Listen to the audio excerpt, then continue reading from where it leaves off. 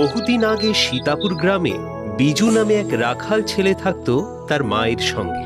সারাদিন সে ছাগল চড়াতো আর মনের আনন্দে বাঁশি বাজাতো। জানো মা, এই বর্ষার জলে কত নতুন ঘাস হয়েছে। ছাগলগুলো যে কি মজা করে খায়, তোমায় কি বলবো।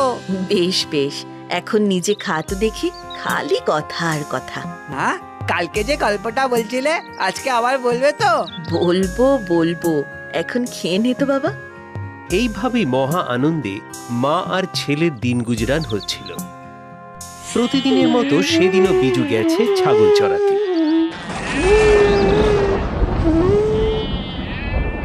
আকাশে মেঘ করেছে, বৃষ্টি নামবে। কালি, বেলা, এই চান্দু, পুটি, কোথায় গেলি? আয় আয়। বিজুর ডাকে ছাগলগুলো একে একে বিজুর কাছে চলে আসে। আসে না শুধু কালি। উফ, কালি কোথায় গেলি রে? এই তোরা এখানে থাক, আমি কালীকে নিয়ে আসছি। কালি, কালি। জঙ্গলের মধ্যে একটু ঢুকতেই দেখতে পায় কালি মনের আনন্দে ঘাস খাচ্ছে। এই তো, খুব দুষ্টু হয়েছে তুমি, খালি এদিক ওদিকে পালিয়ে যাওয়া না। হঠাৎ বিজুর চোখে পড়ে একটা আলো। ও বাবা, মাটিতে ওটা কি? এরকম পাথর তো আগে কখনো দেখিনি। কি সুন্দর দেখতে।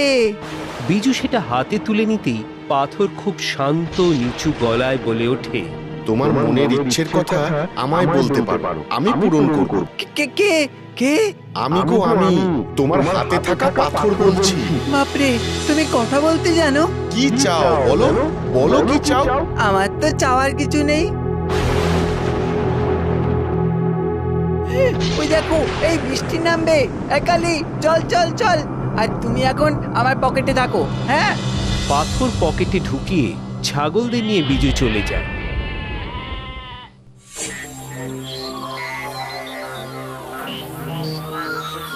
এই যে বৌমা, বলছি তোমাদের ধার বাকিটা এবার মেটাও। আর কতদিন ফেলে রাখবে? হ্যাঁ, মানে ছেলেটা একটু বড় হয়ে যাক, ভালো কাজকর্ম করুক, তখন ঠিক মিটিয়ে দেব। আর কিছু সময় দিন মোড়ল মশাই। খুবই মুশকিল, অগত্যা। তোরা আজ এত দেরি হলো? আর বলো না মা, কালিটা ঘাস খেতে খেতে জঙ্গলের ভেতরে ঢুকে গেল, তাই তো ওকে আনতে গিয়ে দেরি হলো। আচ্ছা মা, আমাদের কি চাই বলো তো? ও মা, কি আবার চাই? কিচ্ছু না, তুই খেতে বস, আমি সেটাই চাই। আমাকে পকেট থেকে বার করো। এই দেখো, তোমার কথা তো ভুলেই গেছিলাম। বলো বলো এবার কি চাও? শুনলে না, মাও বললো তো আমাদের কিচ্ছু লাগবে না। আচ্ছা, তোমাদের কুড়ে ঘরটা যদি পাকা করে দিই? এই না না, তাহলে তো চাঁদের আলো ঘরেই ঢুকবে না। আর যদি অনেক অর্থ দিই যাতে তোমাকে আর ছাগল চড়াতে না হয়? ও মা, তাহলে আমার এই কালি, বেলা, চান্দু, পুঁটি এদেরকে কে খাওয়াবে? হ্যাঁ, কে দেখবে ওদের?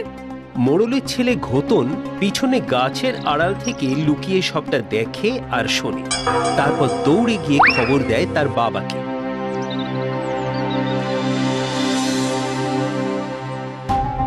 হ্যাঁ, কি বললি? হ্যাঁ গো বাবা, একটা আশ্চর্য পাথর, জানো সে কথা বলতে পারে।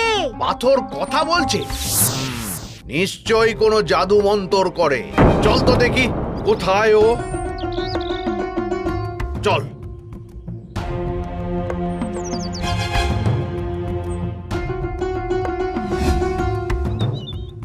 বিজু, বিজু, বৌমা, এই তো, বার কর, এক্ষুনি বার কর। কি জেঠু? জাদু পাথর, যা দিয়ে তুই গ্রামের সবার ক্ষতি করতে চাইছিস। ক্ষতি? না না, আমি কারো ক্ষতি করতে চাই না, বিশ্বাস করুন। একে একে গ্রামের অনেকে এসে জড়ো হয় সেখানে। আর এই কথাবার্তার মাঝেই ঘোতন ভিতরে গিয়ে খুঁজে নিয়ে আসে সেই পাথর। বাবা বাবা, এই যে দেখো, এই যে পাথর কথা বলছে, আমার ইচ্ছে পূরণের কথা বলছে। তোমার মনের ইচ্ছের কথা আমাকে বলতে পারো, আমি পূরণ করব। আমায় একটা বড় খেলার ব্যাট দাও।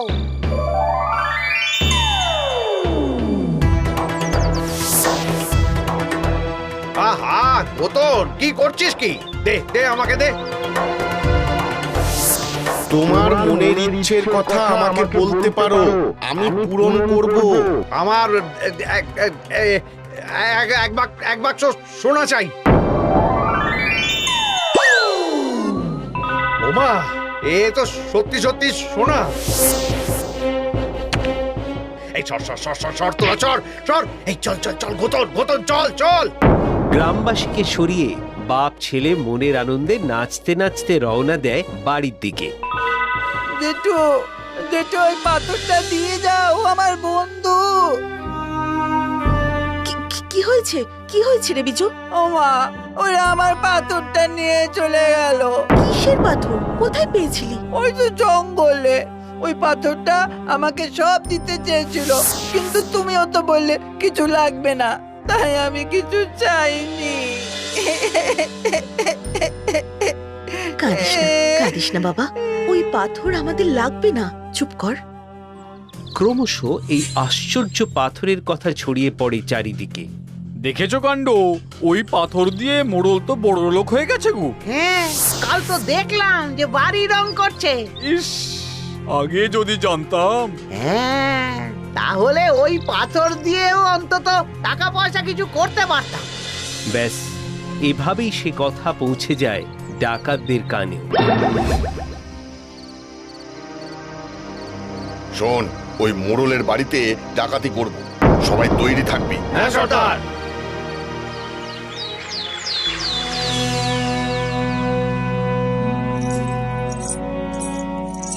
এই দেখো দেখো, এটা পরে আমায় কেমন লাগছে দেখো তো।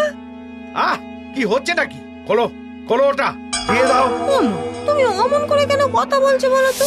এই সোনা দানা টাকা পয়সা পেয়ে না তুমি মানুষটাই কেমন যেন বদলে গেছো। আহ, এই ছেলেটাও হয়েছে তেমন। যাও যাও, বাইরে গিয়ে খেলো। বাবা, তুমি আমাকে আগে এমন করে বকতে না তো।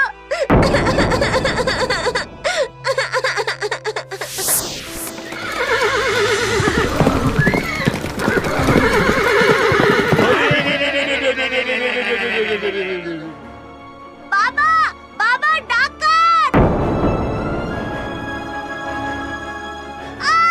মা, ও মা গো! ঘটন!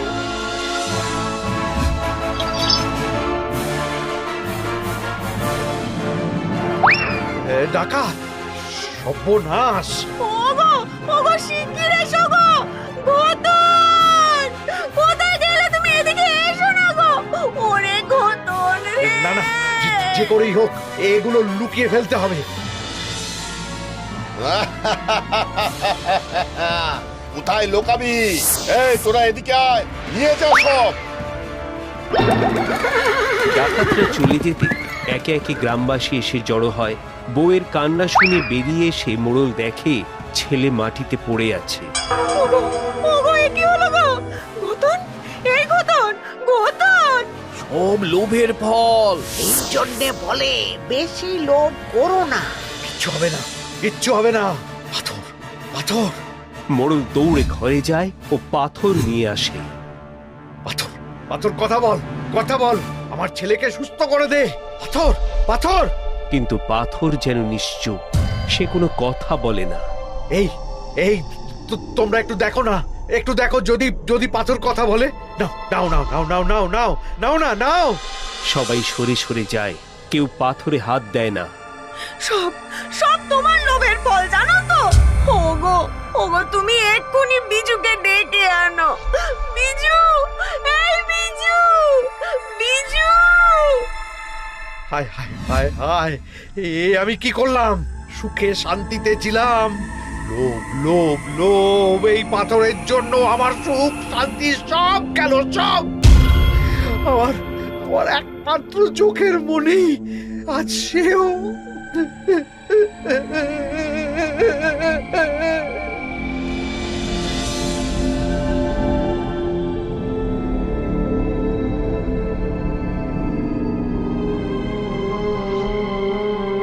ওরে, ও বিজু, বিজু দেখ না, দেখ না তোর বন্ধুর কি হলো বিজু, দেখ দেখ বাবা।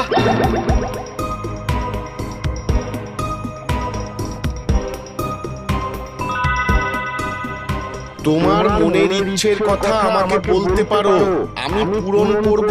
পাথর পাথর গতনকে সুস্থ করে দাও।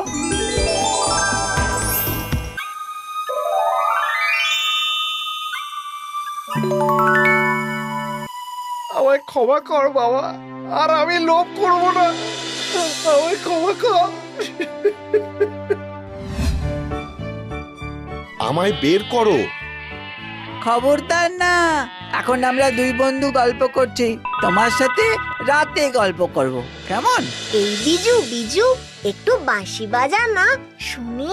আচ্ছা দাঁড়া।